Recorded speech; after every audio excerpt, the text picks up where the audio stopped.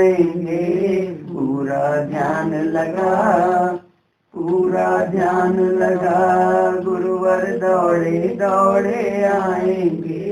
पूरा ध्यान लगा, पूरा ध्यान लगा, गुरुवर दौड़े दौड़े आएंगे, तुझे गले से लगाएंगे। पूरा ध्यान लगा। सदानंद भगवान की जय, सद्गुरुदेव भगवान की जय।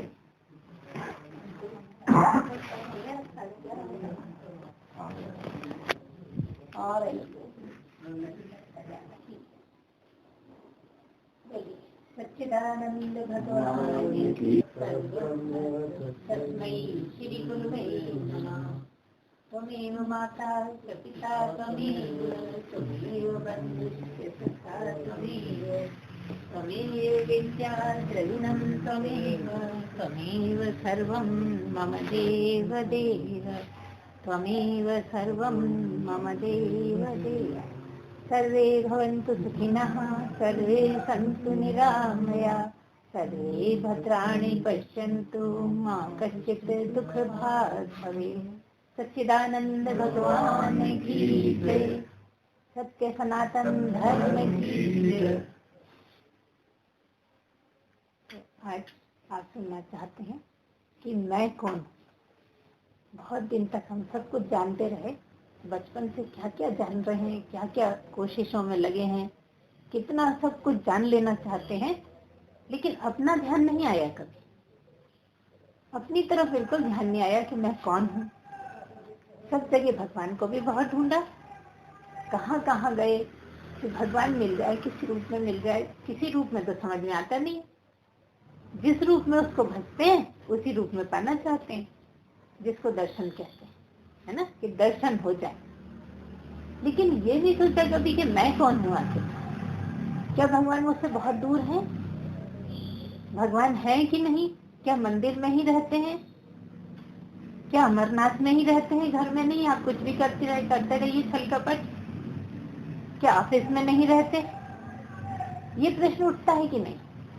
अगर ये प्रश्न उठता है तो फिर आपको ये भी प्रश्न उठेगा कि मैं कौन हूँ। फिर मेरा आने का मतलब क्या है, मैं क्यों आया हूँ, किस तरह से हूँ, किस तरह से मनुष्य हूँ, किस तरह से और क्या क्या हूँ। ये प्रश्न अगर आप में उठा होगा तो जिज्ञासा बढ़ेगी। और जिज्ञासा, भगवान को पाने के लिए जिज्ञासा बहुत बड़ी चीज होती है, बहुत जरूरत होती है। एक समय ऐसा आता है जब जिज्ञासा उठने लगती है कि आखिर इतना कर रहा हूँ, वो मिलता क्यों नहीं है। मैंने तो सुना है बड़े दयालु हैं, बहुत कृपालु हैं, वो तो करुणा के सागर हैं, और मैं कितना तरस रहा हूँ, वो है तो मिलते नहीं है। ऐसा भाव आता है भक्त के मन में। तो थोड़ा सा हम कहेंगे कि दर्शन करने के लिए मन होने लगता है। ये सब जानते हैं, सारे भक्त जानते हैं कि भगवान भगवान है, मैं दास हूँ, तो मुझे दर्शन दे ना, ऐसा लगता है ना। लेकिन दर्शन समझ में नहीं आता। मंदिर जाते हैं, भगवान को देखते हैं, लगता है यही भगवान है, लेकिन कहीं तो खटका भी रहता है। नहीं तो दर्शन किसके करते? दर्शन तो रोज कर रहे हैं आप। जब मंदिर जा रहे हैं तभी दर्शन कर रहे हैं, फिर चाह किसकी है ना। दर्शन करके ही तो घर से जाते हो कि हम दर्शन करके आते हैं, और चाह तब बनी हुई है कि मुझे दर्शन नहीं देते। ये कैसी बात है, कुछ पहली सी लगती है। तो जब हम उसको बहुत सोचने लगते हैं, बहुत चाहने लगते हैं, तो कभी ऐसा भी होता है कि झलक मिल जाती है, या कह दीजिए सीधा सीधा कि दर्शन मिल जाते हैं, है ना। बहुत मुश्किल है, इतना आसान नहीं है। हम तो यहाँ तक कह देते हैं कि सपने में भी अगर आ जाएं तो समझो बहुत बड़ी बात है। साक्षात तो बहुत है ही, सपने में भी अगर कभी आ गए तो समझिए आप बहुत किस्मत वाले हैं। क्यों है? और सपने में आई क्यों, उसमें कारण क्या है? तो पहले सोचिए आप सपने कब आते हैं, कैसे आते हैं। जहाँ आप ज्यादा रहते हैं, जिन बातों का आप ज्यादा सोचते हैं, सपने वही आते हैं।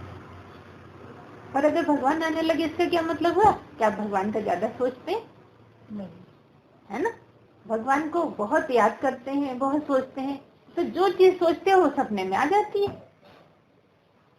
अगर कोई बदमाश है, बदमाशी सोचता है तो उसको सपने में ही बदमाशी ही तो दिखती है, बदमाशी ही करता है। कोई बहुत ज्यादा कैरम खेलता है तो उसको सोचने में भी लगता है मैं कैरम ही खेल रहा हूँ। ऐसे ही भगवान का है। तो सपने में दिख गए, बड़ा आनंद आया।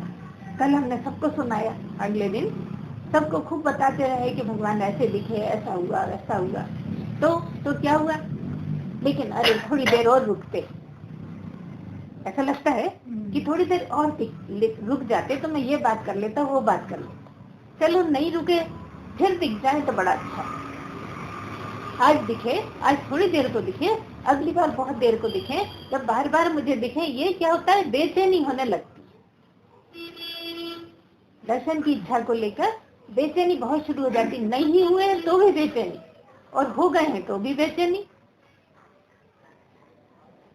रहती है। और आप बार बार देखना चाहते हैं और आपके हाथ में होता नहीं है। लेकिन जब आप बहुत पूजा पाठ कर लेते हैं, बहुत भगवान को मानते हैं, हर तरह का जो भी कर सकते हैं करते हैं, तीर्थ कर रहे हैं, दान कर रहे हैं, गुरु का भी नाम ले रहे हैं, अगर है कोई गुरु तो गुरु का भी नाम लेते रहते हैं कि गुरु तू ही मिला दे मुझे, है ना, गुरु माध्यम है। यहाँ क्या है, एक गुरु है, एक भगवान है। यहाँ तो दो हैं, गुरु बनाया, गुरु से थोड़ा थोड़ा परिचय पाया, लेकिन तरस रहे हैं भगवान को देखने की।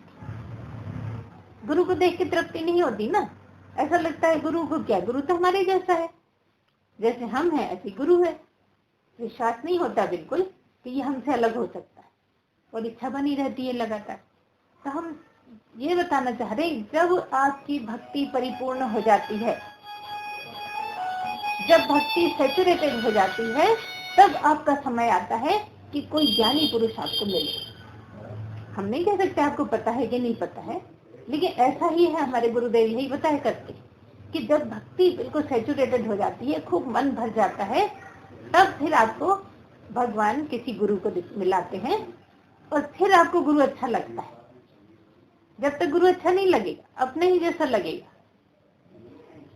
मानने को बताया है गुरुओं ने, इसलिए मान लेते हैं, लेकिन भगवान यही है ऐसा नहीं लगता। कितने ज्यादा ऐप दिखते हैं गुरु में कि ये भला भगवान कैसे हो सकता है ना। और ये लगता है कि अगर ये भगवान है तो फिर तो हम भी भगवान है। नहीं, हम भगवान नहीं हो सकते, हम तो दास हैं उसके। ऐसा मन बार बार परेशान करता है कि हम भला भगवान कैसे। भगवान तो वो है जो दिखता नहीं है, लेकिन है, मूर्ति में बैठा रहता है। हम भगवान कैसे होते। लेकिन जब आपकी भक्ति बहुत सैचुरेटेड हो जाएगी, जब आपको लगेगा कि हाँ अब तो रहा नहीं जाता उसके बिना, तब आपको गुरु ही भगवान लगने लगेगा। क्योंकि पाने का यही मोड़ है। लगता मुश्किल से है, लगने में आता नहीं है। सब कहते हैं, सब मानते हैं, लेकिन अपना मन तैयार नहीं होता। और अगर मन तैयार नहीं होता तो सच मानो अभी आप उस स्टेज में नहीं। आगे आएगा समय, आगे ऐसा समय आ जाएगा जब नहीं, यही मेरा भगवान। जब मैं भगवान को देखना चाहता हूँ, मिलना चाहता हूँ, तो कुछ तो कारण होगा जो भगवान ने मुझे मिलाया। उसके बारे में जानकारी दी किसने, गुरु ने। परिचय करा रहा है, लगातार परिचय करा रहा है। ये बात और है कि कुछ समझ में आता है, कुछ नहीं आता, धीरे धीरे आने लगता है। जो आज सुना, 1-2 महीने बाद पता लगा कि आज ही पहली बार सुना है। आज सुना है, 1-2 महीने बाद ये लग रहा है कि आज ही सुना है। देखिए, आपने कहा, आपने अनुभव करा है उस बात को। अब कहोगे कि अरे ये बात तो हमने आज ही सुनी है, गुरुदेव आपने इससे पहले कभी नहीं कही, और बाकी सब कह रहे हैं हमने तो कई बार सुनी। क्या मतलब है, अब आपका वो वाली स्थिति आ गई जब आपको वो वाली बात समझने का टाइम आ गया, है ना। तो ये सब कमी कहाँ चल रही थी, वही जो आपका प्रश्न है, निष्ठा और श्रद्धा। अगर श्रद्धा अच्छी हो जाती है, श्रद्धा बहुत बड़ी कमाई है। जो षट संपत्ति है उसमें एक श्रद्धा है। हम कई बार बताते हैं, अधिकारी कौन, आपको एक किताब भी दी थी हमने।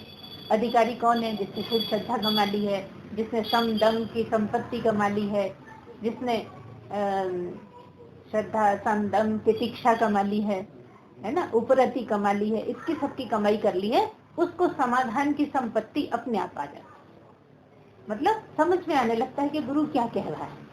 हम तो बहुत ही सरल बोलते हैं, बहुत ही ज्यादा सरल, क्योंकि हमारे गुरुदेव का हमें आशीर्वाद है कि तुम मुझसे भी सरल बोलोगे। उनका कहना यह है, आपको भी बता दें, नए आए हैं, गुरुदेव का कहना यह है कि मैं दुनिया का सबसे सरल बोलने वाला हूँ वेदांत, और आप मुझसे भी सरल बोलोगी। ऐसा उन्होंने हमसे कहा कि तुम इतना जनरल लोगों के लिए आसान से आसान करके बोलोगी। अब हमें तो नहीं पता है, सुनने वालों को पता हुआ सरल है कि नहीं, कोशिश रहती है, अपनी कोशिश से कुछ चलता नहीं है।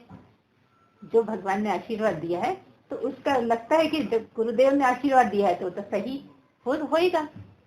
अब आपको कैसा लगता है आप देखिएगा। तो हम क्या बात कर रहे थे, श्रद्धा की कमाई की बहुत जरूरत है। श्रद्धा से क्या मतलब है, श्रद्धा का मतलब है विश्वास। अभी आपका पत्नी पे कुछ विश्वास है, कुछ नहीं है, भाई बहनों पे कुछ है, कुछ नहीं है। कई बार बड़ा गहरा विश्वास हो जाता है, लेकिन लगता है अरे गलत था विश्वास। ऐसा हो जाता है ना, कितना भी सगा है कभी कभी विश्वास टूट जाता है। लेकिन एक ऐसा है जिस पे अगर विश्वास कर लो तो टूटने वाला नहीं। सारी दुनिया पे विश्वास करो तो वो खरा नहीं उतरेगा, कहीं ना कहीं आपको धोखा लग ही जाएगा। लेकिन अगर भगवान पे विश्वास कर लिया, अर्थात गुरु पे विश्वास कर लिया, तो आप एक ना एक दिन आपको लगेगा सही सही जगह हमने विश्वास किया है। और ये विश्वास ही तो श्रद्धा है। हमारे ग्रंथों पर, हमारे गुरु पर अगर गहरा विश्वास है कि जो वो बोलते हैं वो सच बोलते हैं, वो सही बोलते हैं, मेरे कल्याण के लिए बोलते हैं, मुझे आगे बढ़ाने के लिए बोलते हैं, तो इसी को ही श्रद्धा कहते हैं। अगर आपका मन कहता है कि हाँ ये तो सच्ची बात है, मेरे गुरु मेरे लिए बुरा नहीं कर सकते, कुछ भी हो जाए मेरा गुरु मुझे ठग नहीं सकता, मेरा गुरु मुझे धोखा नहीं दे सकता, जो आपके ग्रंथ बोलते हैं, जो आपके शास्त्र बोलते हैं, वही गुरु बोलता है। ऐसा अगर गहरा विश्वास हो गया है तो समझिए श्रद्धा जाग गई है। ये एक दिन में नहीं जागती, धीरे धीरे धीरे धीरे पक्की होती चली जाती है। जाग तो सकती है लेकिन पक्की के होने की जरूरत है ना। यही निष्ठा है, जो आपको विश्वास है कि सही कहते हैं तो आपकी निष्ठा बनती चली जा रही है ना। और इसी से ही समाधान होता है। अभी हमने छह संपत्ति की बात करी जल्दी से, कि उसमें है सम, दम, तितिक्षा, उपरति, श्रद्धा और समाधान। ये 6 संपत्तियां कमानी होती है। काहे के लिए? मुमुक्षुत्व पैदा करने के लिए, मोक्ष हो जाने के लिए नहीं कह रहे हैं। हम कह रहे हैं मुमुक्षुत्व, केवल मोक्ष की इच्छा पैदा हो जाए, उसके लिए ही ये 6 संपत्तियों की कमाई करनी रहती है। और जितनी जितनी संपत्ति है आप में, उतना ही आप धनी हैं। अभी आपके घर बहुत पैसा भरा हो, आप धनी नहीं है। धनी तो आप इसी से हुई। और ये संपत्ति हो जाए और अगर मोक्ष प्राप्त हो जाए तो सोचो कितने बड़े धनी हैं। सारी दुनिया आपकी, आकाश आपका, पाताल आपका, हर आदमी आपका, हर जानवर आपका, या यूं कह लो कि आपका रूप। अभी नहीं समझ में आएंगी ये बातें, सुनी तो बहुत है, लेकिन कुछ ऐसा समय होता है जब एकदम समझ में आ जाती है। सुनते तो रहते हैं लेकिन समझने का एक खास समय होता है जब आप एक हो जाते हो भगवान के साथ, एकदम समझ में आ जाती है। लेकिन उस एक होने के समय को ढूंढने के लिए ही हमें लगातार सुनना पड़ता है, बार बार सुनना पड़ता है। उसमें रम जाते हैं, वो अच्छी लगने लगती हैं, और ऐसा लगता है कि जैसे नहीं सुनेंगे तो हमारी जिंदगी दूभर हो जाएगी। जब ऐसी स्थिति आती है तब वो भी आने का समय हो सकता है निकट भविष्य में, ऐसा भी आप मान सकते हैं। तो ये सब काहे के लिए है? जो थोड़ी थोड़ी ये चर्चा करी हमने, विवेक और वैराग्य भी साथ में है। पहले विवेक जगा हो तो वैराग्य सही ढंग का हो, विवेक वैराग्य हो तो ये 6 संपत्तियां कमाने में आए, और अगर ये सब है तो मुमुक्षुत्व जागा है, ये समझिए। ये सब काहे के लिए? ये जानने के लिए कि मैं कौन हूँ, भगवान कौन है, कौन कैसे। मैं अगर भगवान हूँ तो कैसे भगवान हूँ, और वो सामने वाला है तो वो कैसे भगवान है, अगर गुरु है तो गुरु कैसे भगवान है। ये जानने के लिए ये सब का हमें कमाई करनी पड़ती है, खजाना भरना पड़ता है। ये हम फिर कभी अलग से बताएंगे इसी सब्जेक्ट को लेकर ज़्यादा डिटेल में, बाकी सब लोगों को पता है, सुनते रहते हैं। तो मैं कौन हूँ, जब ये प्रश्न उठता है तो क्या लगता है आपको? सभी बैठे, जब ये लगता है तो क्या लगता है? एक तो आपका ही कहना है मैं दास हूँ, वो भगवान है। अच्छा चलिए, ये भक्ति ज्ञान ये सब छोड़ दीजिए। कोई सड़क चलता पूछता है कि कभी आपने सोचा मैं कौन हूँ, तो क्या क्या बोलोगे? दिखता नहीं, सामने खड़ा हूँ, यही तो हूँ मैं। ऐसे ही लगेगा ना कि ये जो दिख रहा है दिखने वाला ही मैं हूँ, क्योंकि दिखता है, काम कर रहा है, मिलजुल रहा है, पढ़ता है, सब कुछ करता रहता है। तो जो करने वाला है वही तो मैं हूँगा। मोटी सी भाषा, इसमें मुश्किल क्या है बता, कि मैं जो दिख रहा हूँ वही हूँ। अगर मैं वही हूँ तो गुरु के पास आने की कोई जरूरत नहीं है ना। और अगर कहीं शंका है कि हूँ तो, लेकिन कुछ गड़बड़ लगती है, मैं ये हूँ कि नहीं हूँ, इससे मुझे शंका लगती है। लोग तो कहते हैं कि जब मरते हैं तो वो परलोक सिधार जाते हैं, तो फिर ये तो जलाने ले जाते हैं ना। अगर दिखने वाला मैं होता तो फिर जला कौन? यही प्रश्न उठता है कि जलाता अगर मैं दिखने वाला हूँ और मैं कहता हूँ यही मैं हूँ जो दिख रहा हूँ, तो फिर दूसरे शरीरों में कौन जाता है? अगर ये प्रश्न आपको चोट करता है तो आप इसको सुनने के लिए तैयार हैं, समझिए। अगर ये ऐसा लगता है कि हाँ यही विषय आगे सुनना चाहिए, तो आप बहुत भाग्यवान हैं, बहुत सौभाग्यशाली हैं इसको सुनने के लिए, आगे बढ़ने के लिए, भगवान के मार्ग पे चलने के लिए आपकी बिल्कुल तैयारी है। जब ये प्रश्न उठे और ये सुन के लगे कि ये मैं नहीं हूँ, ये जिसको मैं अभी तक समझता था कि ये मैं हूँ, और आज जानना कि मैं ये नहीं हूँ, तो फिर जानना चाहिए कौन हूँ मैं। क्योंकि हमारे हिंदू धर्म में हमने शास्त्र पढ़े हैं, गुरुओं से सुना है कि भाई 84 लाख योनियां हुआ करती। मुसलमान नहीं कहते, ईसाई नहीं कहते, लेकिन हिंदू तो बिल्कुल ठोक के बोलता है कि 84 लाख योनियां होती है। तो या तो आप 84 लाख योनियों को मानना छोड़ दो, या फिर ये जानने की कोशिश करो कि मैं कौन हूँ। अगर जिंदगी में ये सवाल नहीं उठा कि मैं कौन हूँ, भगवान कहाँ होते हैं, कैसे कहाँ कहाँ होते हैं, ये तो फिर जीवन ही व्यर्थ हो गया ना। लगता है कि नहीं? अभी तक का हो गया कि पूरा हो गया? तो आपको ये जानने का प्रश्न उठना ही चाहिए बार बार कि मैं हूँ कौन आखिर।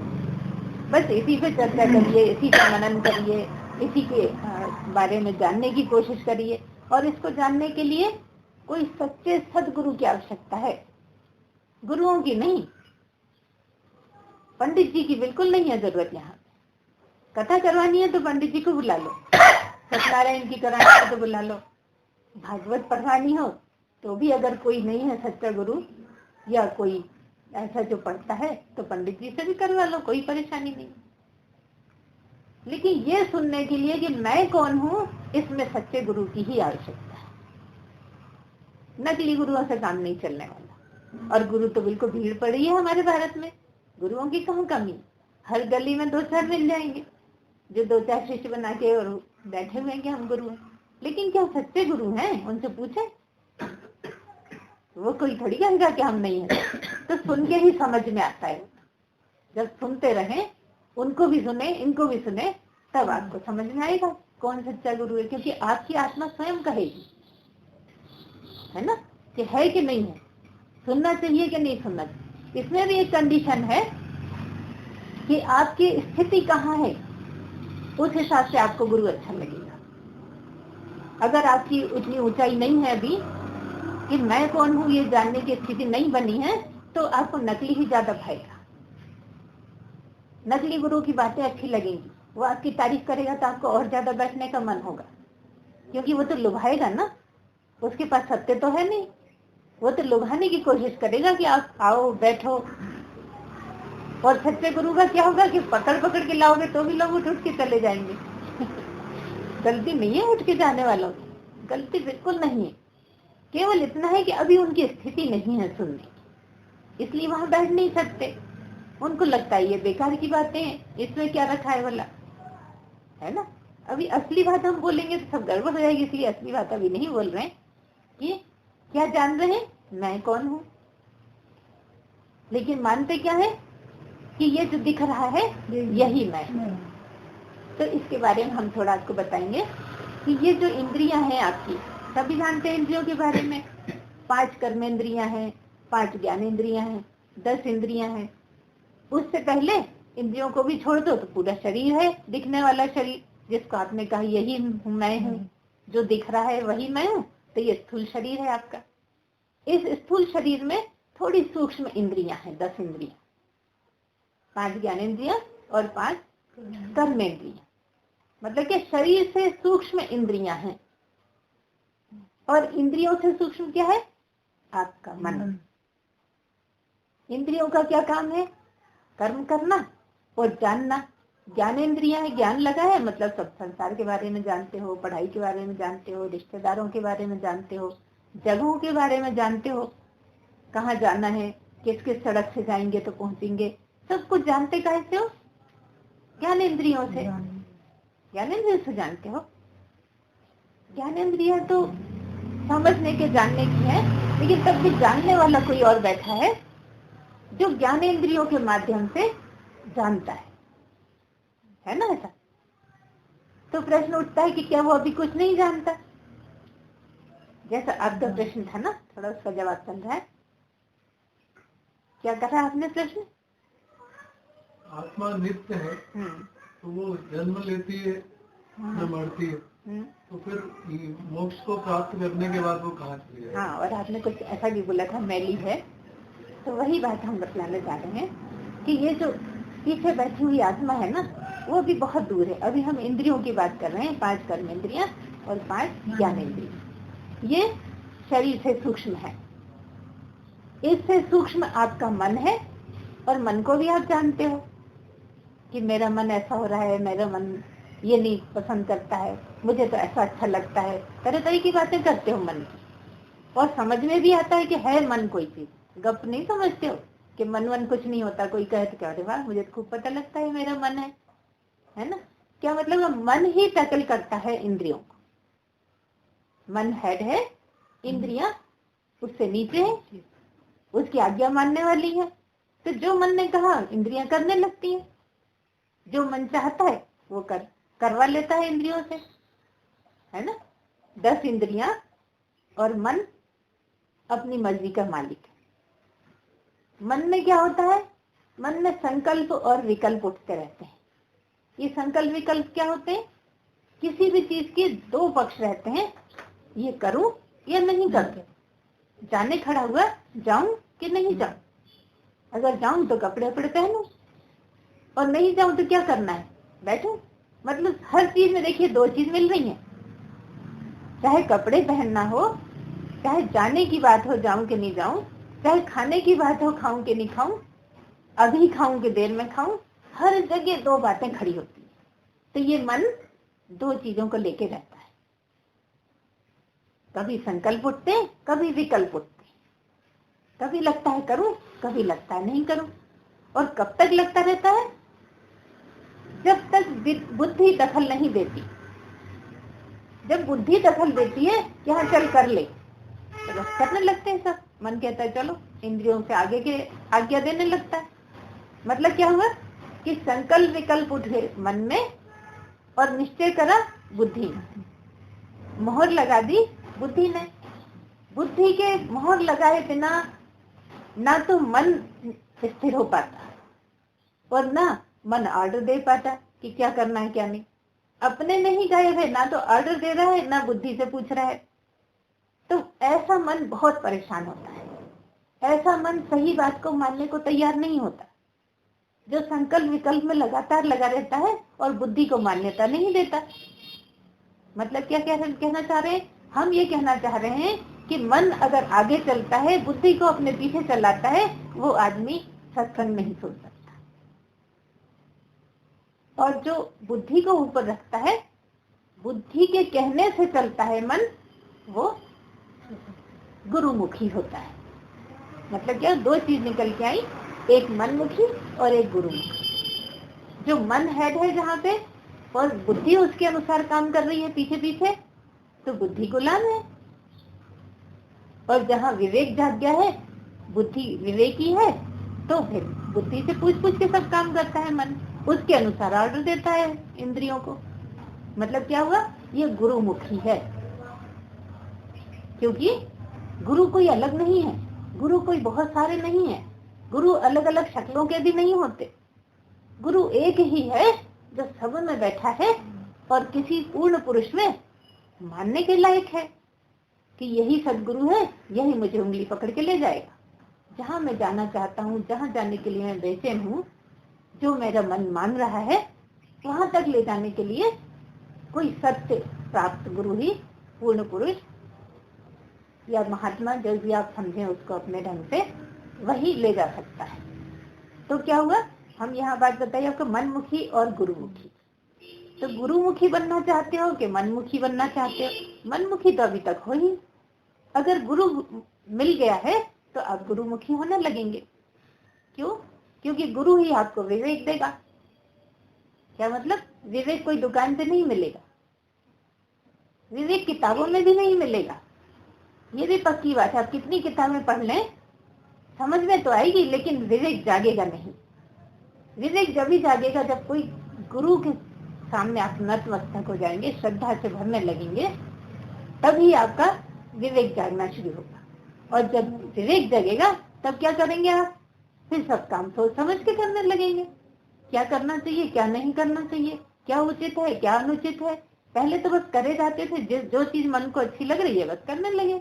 हमें तो ऐसे ही अच्छा लगता है, हम तो यही करेंगे, भले ही उससे अच्छी चीज सामने है, अच्छा पक्ष दिख रहा है, लेकिन अपनी जिद में मनमुखी होने के कारण उसी पर ही आप बार बार बिल्कुल दावे से कहेंगे नहीं यही सही है। तर्क करने लगेंगे, पूरा दम लगा देंगे तर्क में कि मेरा ही पक्ष सही है। फिर ऐसी जगह तो सदगुरु भी हार जाएगा, कहेगा भैया तू ही सही है, नहीं गलत हूँ, ठीक है। अब कौन दीवार पट्टी करे? पीछा छुड़ाने के लिए तो गुरु भी यही कहेगा। इस ऐसे में कई ऐसे लोग आते हैं जो बहुत तर्क करते हैं, उद्देश्य ही तर्क कर लेकर आते हैं कि आज तो हम गुरु को हरा के ही बताएंगे। तो गुरु भी आसानी से हार जाता है। कैसे हार जाता है? क्योंकि वो क्या है, विवेकी है, उसने वो सब रास्ता चला है, वो त्यागी है। मतलब वो उसको भी त्यागने को तैयार है कि ठीक तू ही सही। अपनी हार से भी नहीं डरता, किसी परेशानी से नहीं डरता, अपने अपमान से भी नहीं डरता। अगर सच्चा गुरु है तो सही मानो अपमान से भी नहीं डरेगा। जहाँ जरूरत है वहीं आपको ऊंचा खड़ा कर देगा कि चल मैं इधर बैठ जाता हूँ, तू बढ़ा है तो यहाँ पे बैठ। इतना तक भी कर सकता है। ये आपकी श्रद्धा है, आपका नहीं आप बैठिए बैठिए। लेकिन हम ये कहना चाह रहे हैं कि गुरु को मान अपमान छू भी नहीं सकता। और अभी थोड़ी देर पहले हमने ये कहा कि जो रूप दिख रहे हैं वो भी गुरु नहीं है, जो शक्ल दिख रही है वो भी गुरु नहीं है। सब में एक ही बैठा है, सदगुरु में भी वही बैठा है, आप में भी वही बैठा है, आप में भी वही बैठा है, सब में वही बैठा है। सब में भी बैठा है, जहाँ कुछ नहीं है वहां भी बैठा है। इतना तो सभी भक्त मानते हैं, लेकिन लगता ऐसा है कि मूर्ति में ही है, ऐसा ही लगता ना। क्यों? क्योंकि कुछ बहाना चाहिए ना। जब नमस्कार करें, जब भोग लगाएं, किसको भोग लगाएं? हवा में भोग लगाएंगे क्या? इसलिए वहां पे मानते हैं। लेकिन ये जानते हैं कि सब जगह रहता है, सब में वही बैठा है मेरा प्यारा। लेकिन इतना प्यारा नहीं लगता। क्यों नहीं लगता? क्योंकि जिनसे काम बन रहे हैं वो ज्यादा प्यारे लग जाते हैं। ये मेरा बेटा, ये मेरी बहन, ये मेरी माँ, ये खाना बना के देती है पत्नी। हर जगह स्वार्थ होने के कारण प्रेम बटा हुआ है, और सच्चा प्रेम कहीं भी नहीं है। ये सच्चा प्रेम, झूठा प्रेम छोड़ो, प्रेम ही नहीं है। हम तो यहाँ तक कह देते हैं कि ये केवल स्वार्थ है, और स्वार्थ को ही तुम प्रेम समझते हो। असली प्रेम से परिचय ही नहीं हुआ अभी, असली प्रेम को जाने ही नहीं। असली प्रेम तो बस एक ही जगह होता है, देखिए आप कहाँ। नहीं, हम तो इसको भी नहीं मानते। हम तो कहते हैं असली प्रेम बस एक ही है जो ईश्वर तुमसे करता है, तुम तो कर ही नहीं पाए कभी।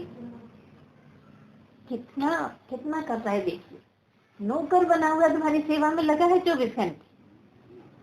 तुमने 5-10 मिनट कर ली पूजा, आधा घंटा पूजा कर ली तो बहुत अहंकार करते हो, मैं तो पूजा करता हूँ, बिना पूजा किए खाना नहीं खाता।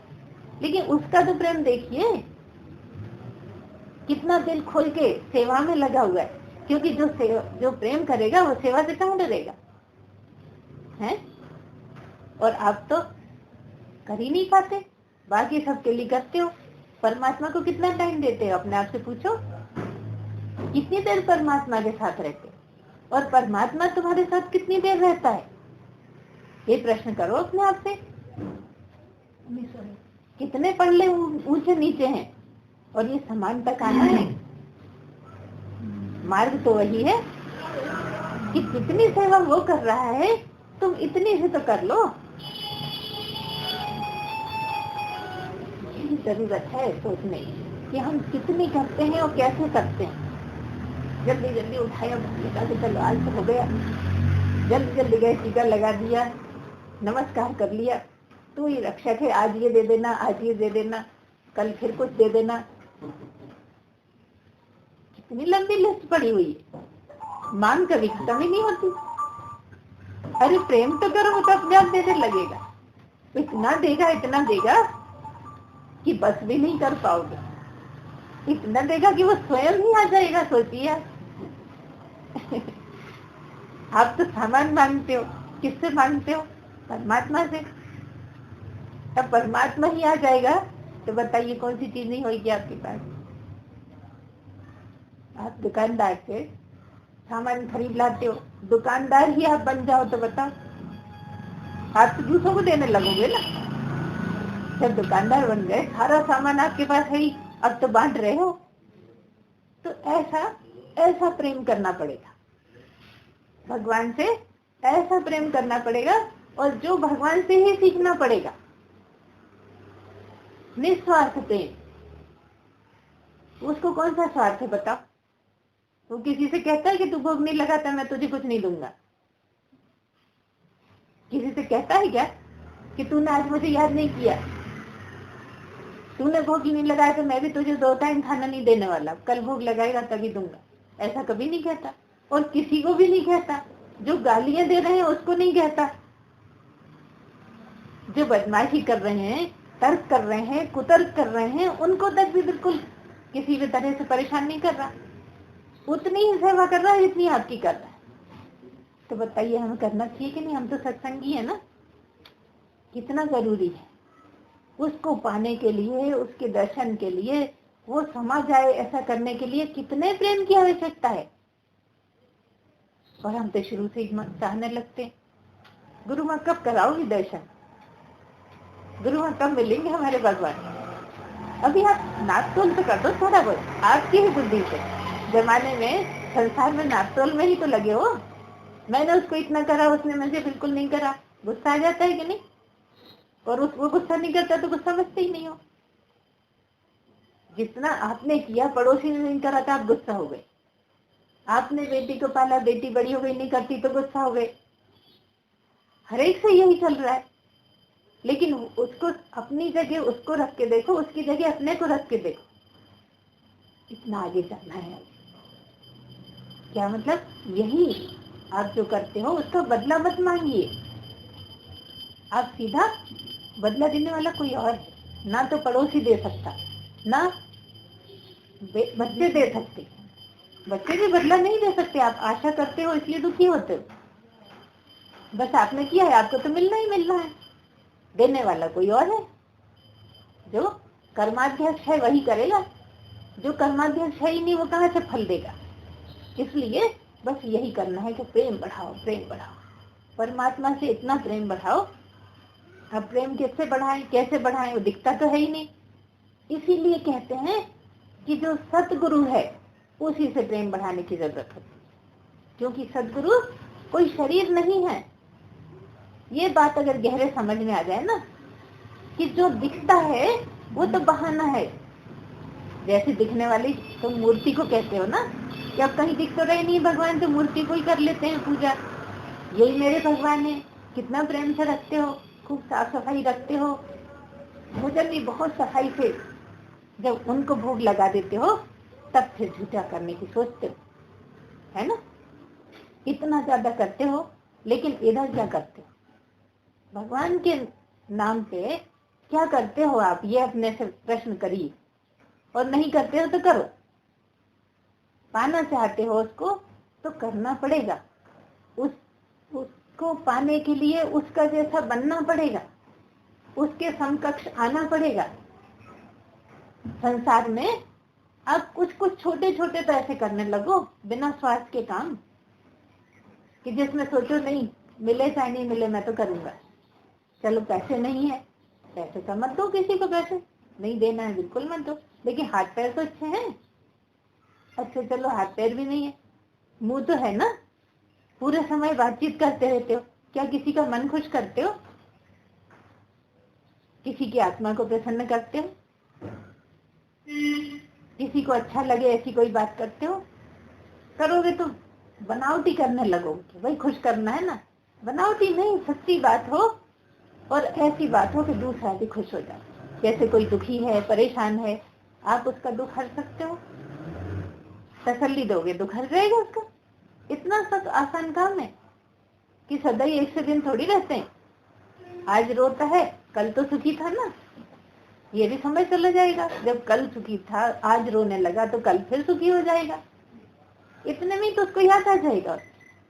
यहाँ ये भी बता दें हम कि आत्मा में कोई मैलापन नहीं है।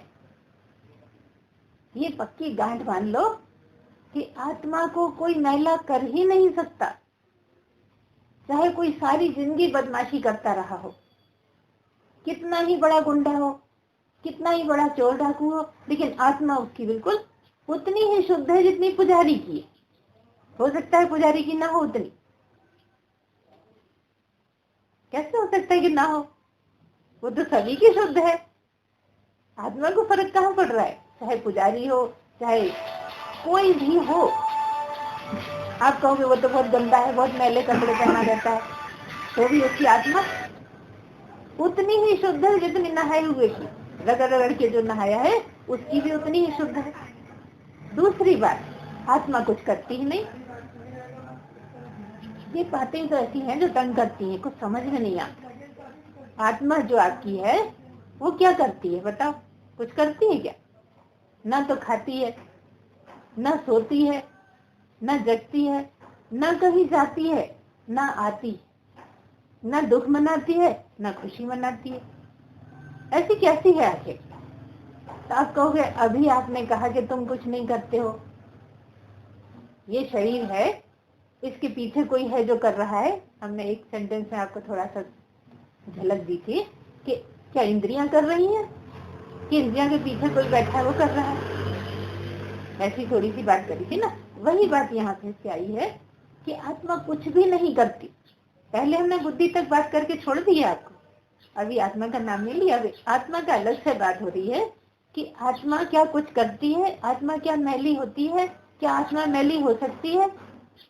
तो जब मनन करोगे, बार बार गुरु को सुनोगे तो समझ में क्या आएगा? आत्मा कुछ भी नहीं करती और होती हर जगह है। कोई जगह उससे इतनी सी भी जगह खाली नहीं है। जब सब जगह है तो चलेगी कैसे? सोच के देखो, जब सब जगह है तो चलेगी कैसे? कहाँ कदम रखे, कहाँ जाए, कहाँ से आए? कोई जगह खाली हो तो चले। ये तो बिल्कुल साफ साफ साबित हो रहा है ना कि नहीं चल सकती। मान लीजिए इतना बड़ा डब्बा है आपके पास और उसमें आत्मा ही आत्मा भरी है, तो कहाँ सरकाओगे? ऐसा ये पूरा ब्रह्मांड एक डब्बा समझ लो और उसमें हर जगह आत्मा है, तो कहाँ जाए और कहाँ से आए? ये चीज अगर मन करो तो बहुत जल्दी मनन करो तो समझ में आता है कि हाँ नहीं चल सकती। मतलब ये है कि अगर हम यहाँ बैठे हैं और किसी को यहाँ बैठना है तो हमें उठना पड़ेगा ना, तब दूसरा बैठेगा। पक्की बात है ना। अब आत्मा तो कहीं हटती नहीं, जब हटती नहीं तो चल नहीं सकती। बस इतनी सी बात साबित करना चाह रहे हैं हम कि जब हर जगह है तो कहाँ जाए और कहाँ से आए। बहुत मोटी सी बात है, सबसे मोटा यही वाला समझाने लायक है। बाकी नहीं खाती और खाती, इसमें तो आप बहुत चूक कर देते हो कि इधर आप कहते हो तुम नहीं खाते, इधर कहते हो आत्मा नहीं खाती, तो फिर खाता कौन है ना। बहुत सारे तर्क उठे आते हैं कि तुम भी नहीं खाते, आत्मा भी नहीं खाते, तो कौन खाता है। लेकिन ये बात तो सब हो रही है ना कि वो पूरे में है तो कहाँ जाए और कहाँ से आए। इतनी बात तो स्पष्ट आज कर लो कि आत्मा कहीं नहीं जा सकती, कहीं से आ नहीं सकती, क्योंकि अगर वहां है और यहाँ नहीं है तो वहां से यहाँ आ जाएगी। अब वहां भी है और यहाँ भी है तो कैसे आए और कैसे जाए। कोई चीज ऐसी नहीं है जहाँ नहीं है, चाहे वो सोफा ही क्यों ना हो, चाहे पेंसिल क्यों ना हो, चाहे पत्थर क्यों ना हो, चाहे कोई भी चीज जो भी आप समझ पा रहे हैं, नहीं समझ पा रहे हैं, वो भी सब जगह वही वही है। दिख रही है पेंसिल लेकिन आत्मा ही है, दिख रहा है सोफा लेकिन आत्मा ही है, क्योंकि जब ये सब नहीं था तब आत्मा थी। ये तो सभी मानते हैं कि भगवान पहले भी था, बाद में भी रहेगा। समझ आ रही ना विषय की बात कि भगवान सदा से है और सदा रहेगा और हर जगह है, सर्वत्र है, सदा है, सर्वदा है। इतनी मोटी मोटी बातों का फार्मूला आज याद कर लीजिए कि भगवान सर्वत्र है, सदा है। दूसरी बात यह कि वो कभी मैला नहीं होता, आत्मा कभी मैली नहीं होती। यहाँ आत्मा कह दो, भगवान कह दो, ब्रह्म कह दो, गणेश जी कह दो, कृष्ण कह दो, राम कह दो, शिव कह दो, सब एक ही है। इसलिए हम कभी भगवान कहें तो भी आपका शिव कृष्ण है, हम ब्रह्म कहें तो भी आपका शिव है, हम गणेश जी कहें तो भी आपके राम हो सकते हैं, क्योंकि बात किसकी चल रही है, आत्मा की। और सब में आत्मा विराजमान है ना। अब जब सब में है तो तुम में है कि नहीं, ये तुम जवाब दे दो। कौन कौन सहमत है कि तुम में आत्मा है? इससे सहमत कौन कौन है? कौन असहमत हो सकता है? कोई हो सकता है क्या? आत्मा तो सब में ही है। आप ही कहते हो हमारी आत्मा बड़ी दुखी हो रही है, जबकि हम कहते हैं ना दुखी होती ना सुखी होती। तो ये दुखी सुखी कौन होता है? मन होता है। मोटी सी बात है। तो आत्मा है पक्का हो गया कि हर एक में है आत्मा। और इधर हमने ये भी कह दिया कि वही कृष्ण है, वही शिव है, वही राम है। तो फिर तुम में है कि नहीं? ये सबको हो गया ना डिसाइड कि वो हम में भी है। तो यहाँ पर क्या संकल्प का दर्शन होता है? संकल्प का दर्शन नहीं, संकल्प विकल्प तो बहुत पीछे छूट गए है ना। अब एक पॉइंट लेके उस पे आगे चले अपन समझने के लिए। तो अभी इतना जाना है कि वो सब जगह है और वो मैली नहीं हो सकती, ना आती है ना जाती है, कहीं नहीं आती, कहीं जा नहीं सकती। इसी के साथ सारी चीजें हैं। मतलब शरीर आते हैं केवल। हाँ, यही तो आना जाना बस ये लगा है। आया गया, गया आया, बस यही चलता है। रूप बदलता रहता है। कौन कौन रूप बदलता है? आत्मा बदलती है, शरीर नहीं बदल सकता। जबकि आत्मा कुछ कर नहीं सकती तो रूप भी कैसे बदलेगी? मतलब अध्यात्म में यही है कि एक साथ दोनों पक्ष होते हैं, इसलिए समझ में नहीं आती। जैसे हम कहें तदेजति तन्नयजति तद्दूरे तद्वंतिके तदंतरस्य सर्वस्य सर्वस्यास्य बाह्यता। क्या वही बात करी जो इतनी देर से कर रहे थे कि वो चलती भी है और नहीं भी चलती, वो चलती भी है और नहीं भी चलती। इतनी देर से हम क्या समझा रहे थे कि नहीं चलती। फिर हम तुम कहते हो नहीं चलती, तो फिर चलती कैसे? तो हम आपसे कहेंगे तुम चलते हो कि नहीं? समझ आ रही ना बात? चलती कैसे? जैसे तुम चलते हो। नहीं चलते कैसे? जैसे आत्मा है। जब हर जगह रमी हुई है, ठसा ठस है, तो वो नहीं चलती है तो बिल्कुल साबित हो गया। इतनी देर तक इसी को बोलते रहे। चलती है का तो हमने नाम ही नहीं लिया था। चलती है के नाम से तो हमने ये पूछा कि बताओ तुम चलते हो कि नहीं? चलते हो ना? तो क्या कहोगे? यही तो कहोगे तदे गति तन्नय गति, चलती भी हो नहीं भी चलती, हर जगह है, मौजूद है। और तुमने भी है, तुमने मान लिया कि हाँ मेरे अंदर में मौजूद है। तो तुम चलते हो तो वो क्या करती है? नहीं चलते हुए भी चलती है, क्योंकि ये शरीर भी तो उसी से बना है, होकर दिखता है। ये शरीर देखने में लगता है कि ये भगवान नहीं, ये शरीर है, ये आत्मा नहीं, ये शरीर है। लेकिन कौन सी चीज ऐसी है जो आत्मा नहीं? जब सर्वत्र है और सदा है तो हर चीज वही तो हो गई। और सब जानते हैं पहले कुछ भी नहीं था। जब कुछ भी नहीं था, कोई मशीन भी नहीं थी, कोई कारीगर भी नहीं थे, है ना? केवल आत्मा ही आत्मा थी, तो सारा कुछ आत्मा ही तो हो गया। ये सब सारा संसार जो बन गया आत्मा ही तो है। तुम चाहो संसार मान लो, हम चाहे आत्मा मान लो। भगवान आगे किसी को मना थोड़ी कर रहा है कि नहीं? हर एक आदमी स्वतंत्र है, जिसको चाहो आप मान लो, जो भी चाहो मान लो। लेकिन कुछ ऐसी चीजें हैं जो सबको माननी रहती हैं, और वो एक दिन में सब मानने को आती नहीं है। धीरे धीरे आपकी जैसे जैसे आपकी स्थिति ऊंची उठती है, वैसे वैसे आप जो 4 महीने पहले लड़ रहे थे कि नहीं हो सकता, आप ही कहते हो मान गए। अब तो समझ में आता है ऐसा ही है। अपनी ही चीज नकार देते हो, दूसरे की कहाँ बात है। जब समझ में आने लगती है तो वही चीज आप स्वयं नकार देते हो, जिसके लिए लड़ते थे कि नहीं मैं जो कहता हूँ वही तुम मान लोगे, सही है। और हम लड़ते नहीं, हम तो कहते मानो या ना मानो, 1 साल बाद तो मान ही लो। कर दिए कि सुनते रहो, सुनते रहोगे तो मानोगे, नहीं तो कैसे? वो का वही 1 साल बाद आओगे, फिर वो का वही बात। इसलिए वहां कोई चेंज नहीं हो सकता।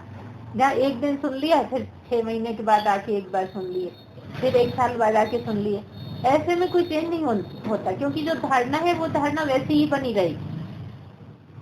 धारणाएं तो बहुत सारी हैं, भ्रम तो बहुत सारे हैं, संशय तो बहुत सारे हैं। तो ये कौन मिटाएगा? ये कोई सदगुरु ही मिटाएगा। और सदगुरु से संपर्क रहेगा तब मिटाएगा। बार बार सुनना ही तो संपर्क है। सदगुरु जब हमने कहा कि शरीर नहीं है, तो सुनना ही सदगुरु से संपर्क है। जितना सुनोगे उतना ही श्रद्धा बढ़ेगी, जितना सुनोगे उतना उनकी बातों पे विश्वास होने लगेगा। और धीरे धीरे धीरे धीरे जब अपने दृष्टि से, अपनी बुद्धि से उसको उलट पलट के देखोगे, मनन करोगे, चिंतन करोगे, प्रश्न पूछोगे, तब ऐसी स्थिति बनेगी कि वो धारणा हो जाए पक्की। अब उस धारणा को कोई हिला नहीं सकता। इसलिए क्या कहते हैं गुरु कि धारणा करने में जल्दी मत करो। अगर गलत धारणा हो गई तो उसे कोई नहीं मिटा पाएगा। कई लोग एक बार सुना, हमें सब समझ में आ गया, अब सुनने को कुछ नहीं बचा है, सारी धारणाएं उल्टी हो जाती है। अब इस जन्म में ही निकालना मुश्किल है, और लगता है ऐसा हमें तो सब आ गया। यहाँ अहंकार है, बस अहंकार तोड़ना ही तो गुरु का काम है। अहंकार तोड़वाने के लिए तो तुम गुरु के पास आते हो, और अहंकार ही तो टूटता नहीं है।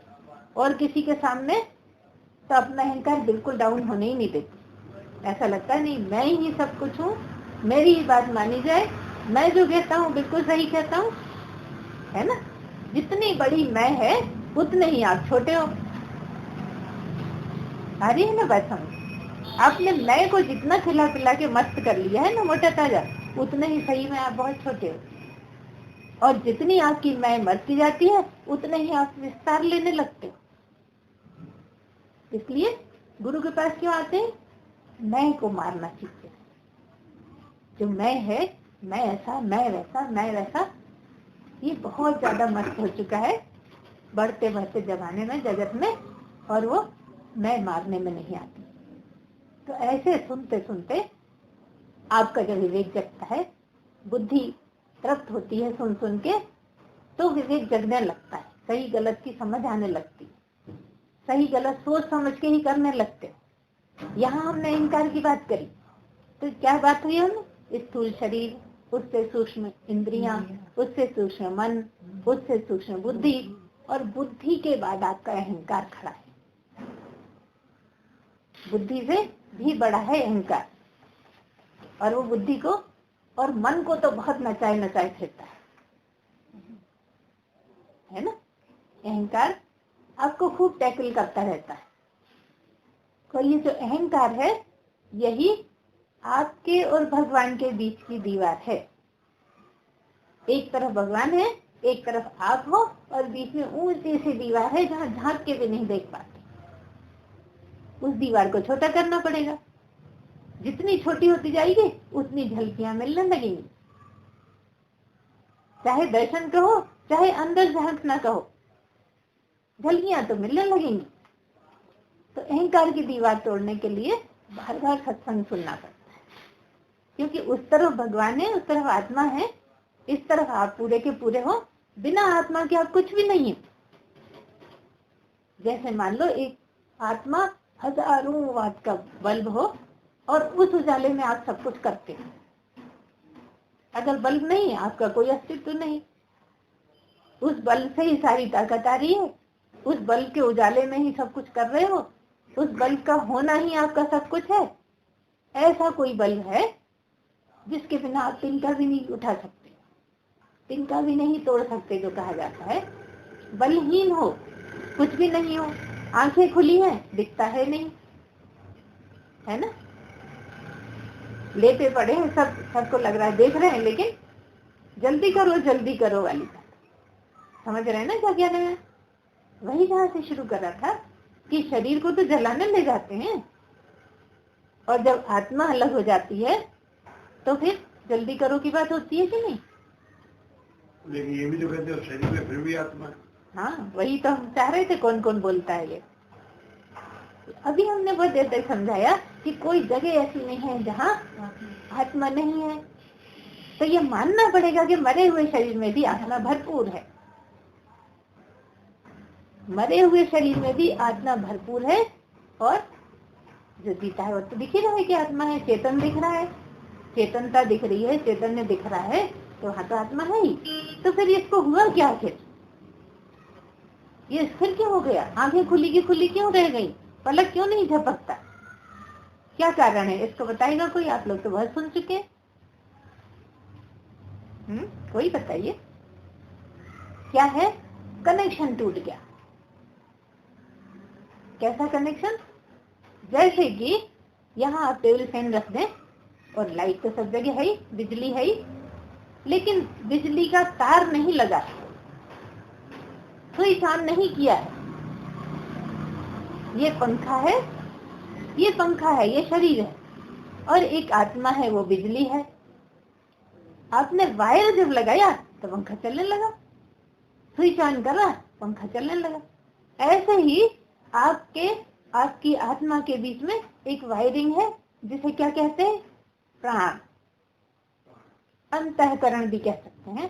प्राण तो वो है जो सांस चल रही है, यही उसका कनेक्शन है कि प्राण जब तक चल रहे थे तो चैतन्य थे, और प्राण चलना बंद हो गए तो लगा मर गए, है ना। अगर प्राण नहीं चलेंगे तो जिंदा कोई नहीं। डॉक्टर आके सबसे पहले देखेगा प्राण चल रहे हैं, शायद थोड़े थोड़े चल रहे हैं तो उम्मीद है, और अगर पूरी तरह नहीं चल रहे डिक्लेयर कर देता है ना, अब कुछ नहीं हो सकता। तो मतलब प्राण ही कनेक्शन है, आत्मा है, शरीर भी है, आत्मा भी है, लेकिन कनेक्शन टूट गया। और इसके अलावा अंतःकरण की बाद में बताएंगे बात हम। आज आप इतना ही समझिए कि इस शरीर का आत्मा से कैसे संबंध है, क्योंकि प्राण चल रहे हैं। और ये प्राण कहाँ चले गए? जो चल रहे थे कहाँ चले गए? आपको ये हवा जो चल रही है वही प्राण थे, चले गए आ गए, चले आ गए आ गए। लेकिन हम आपको बताते हैं कि स्थूल शरीर और सूक्ष्म शरीर और कारण, तीन शरीर। तो जो बीच वाला शरीर है कौन सा? सूक्ष्म शरीर जो है, उसमें प्राण भी होते हैं, और जो सूक्ष्म शरीर है वही जीव कहलाता है। और वो जीव क्या है? 5 प्राण, 5 ज्ञानेंद्रियां, 5 कर्मेंद्रियां और 4 अंतःकरण, ये जीव है। और यही जीव दूसरे दूसरे शरीरों में जाता रहता है। शरीर वहीं रह गया और जीव आत्मा चली गई, जिसको बोलते हैं ना। जीव और आत्मा, आत्मा इसलिए उसके साथ लगा है कि आत्मा तो कहीं ऐसी जगह ही नहीं है जहाँ नहीं हो। है जीव, 17 तत्वों का जो है वो सूक्ष्म शरीर जो कहलाता है वो जीवात्मा है। शरीर छोड़ देती है, दूसरे शरीर में जाके स्थापित हो जाती है, तीसरे में, चौथे में, जानवरों में, पक्षियों में।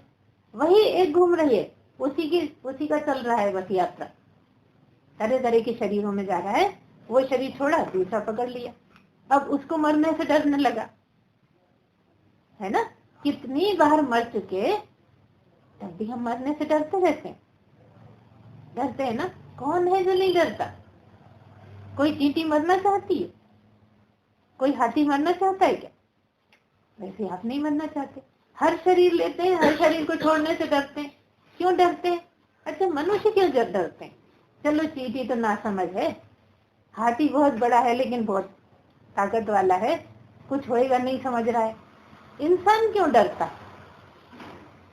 किसी के पास है जवाब कि इंसान क्यों डरता है मरने से? डरा लीजिए कि बहुत कष्ट होता है जब कष्ट होता है, ये तो ठीक है, लेकिन डरता क्यों है? इसलिए डरता है कि अभी उसने मनुष्य जन्म में आके अपना काम पूरा नहीं करा। बस डरने का इतना ही कारण।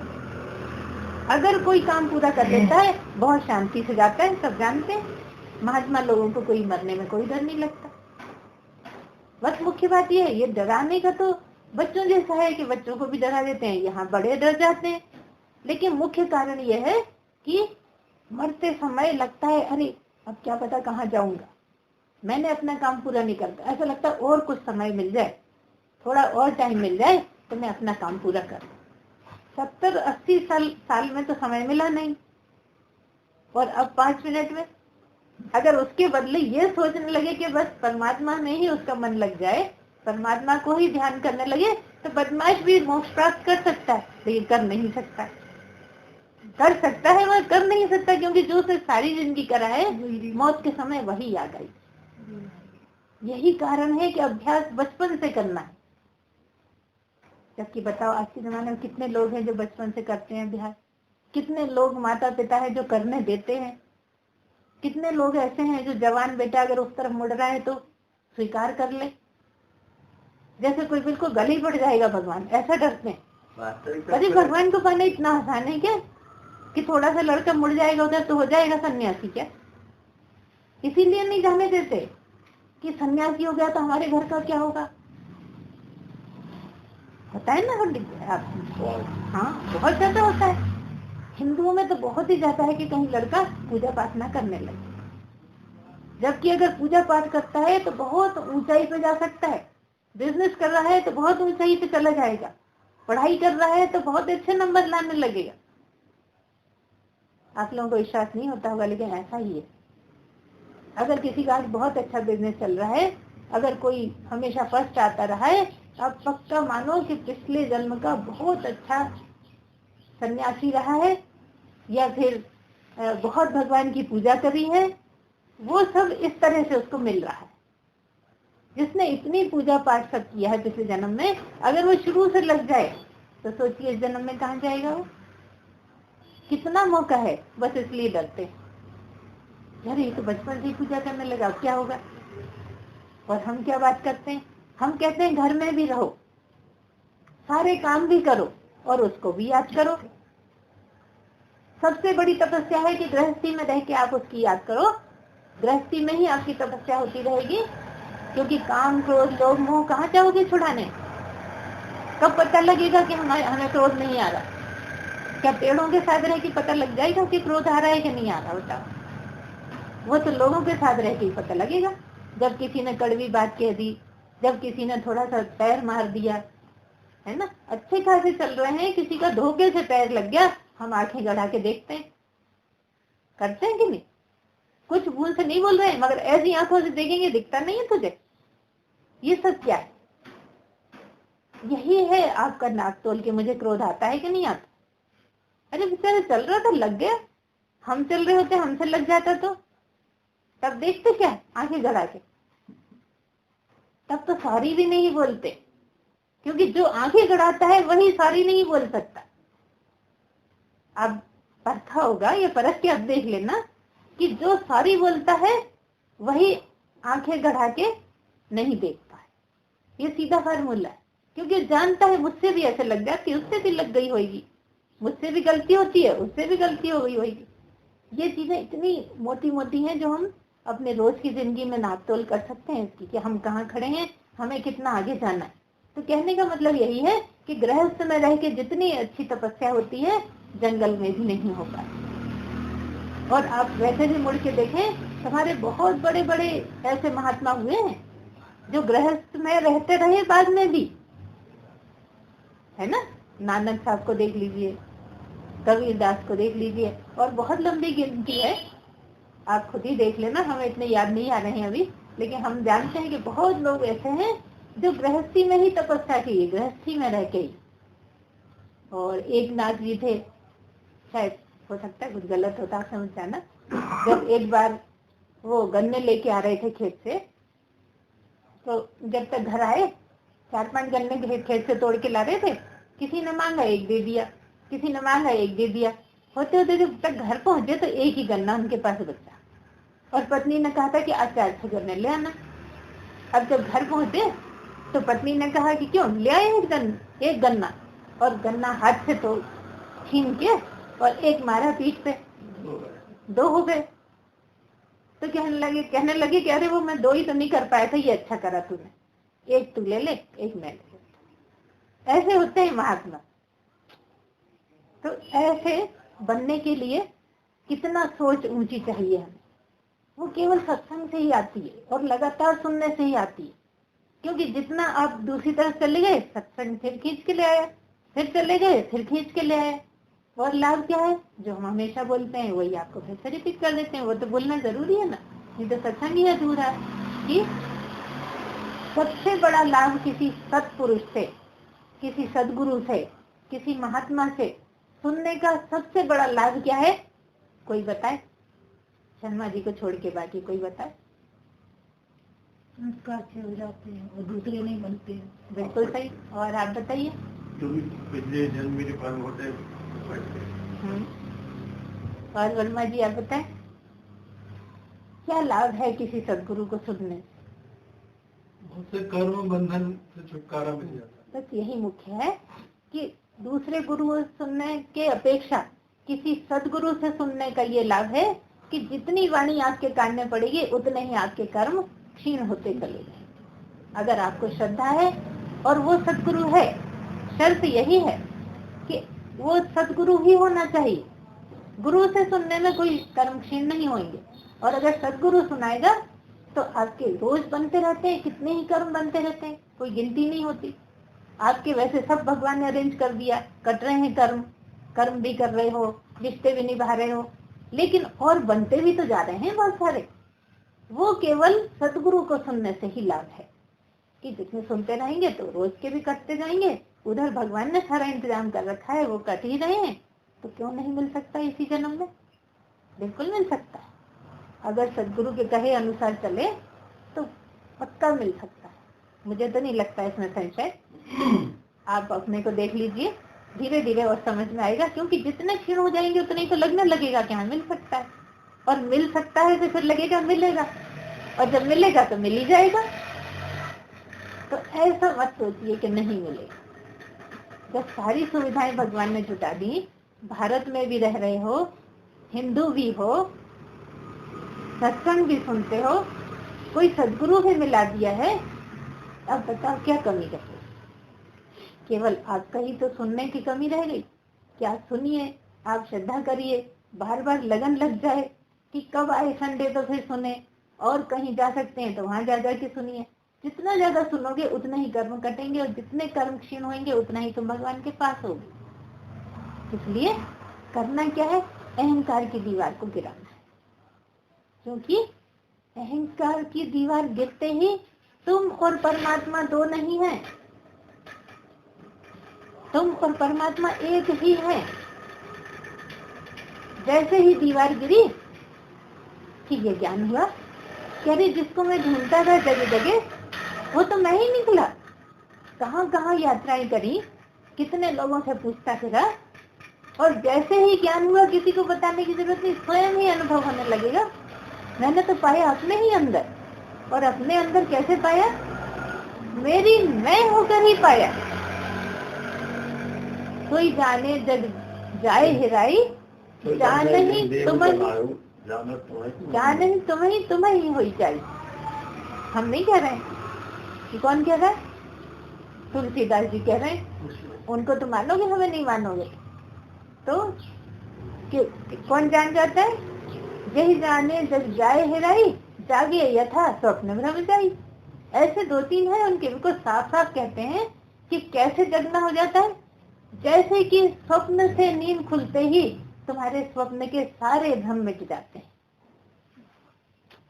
ऐसे ही जगते ही ये जो सब संसार है ये सपना लगने लगता है, और वो मुश्किल नहीं है। उसके उदाहरण हम हैं, जीते जागते आपके सामने, जिसको जानते ही सब समझ में आ जाता है कि जगत कैसे मिथ्या है। ये गुरु बार बार समझाता है कि कैसे मिथ्या है, कैसे मिथ्या है। फिर कोई ऐसा पल आता है जब आपको उसका अनुभूति हो जाती है कि सचमुच जो रात को सपना देखा था वो मिथ्या लगता था, अब तो ये दिन वाला सपना भी बिल्कुल मिथ्या लगने लगा। तो क्या होता है, ब्रह्म सत्यम जगन मिथ्या, ये साफ साफ समझ में आ जाता है। तो एक बार बोलिए, सच्चिदानंद भगवान की जय।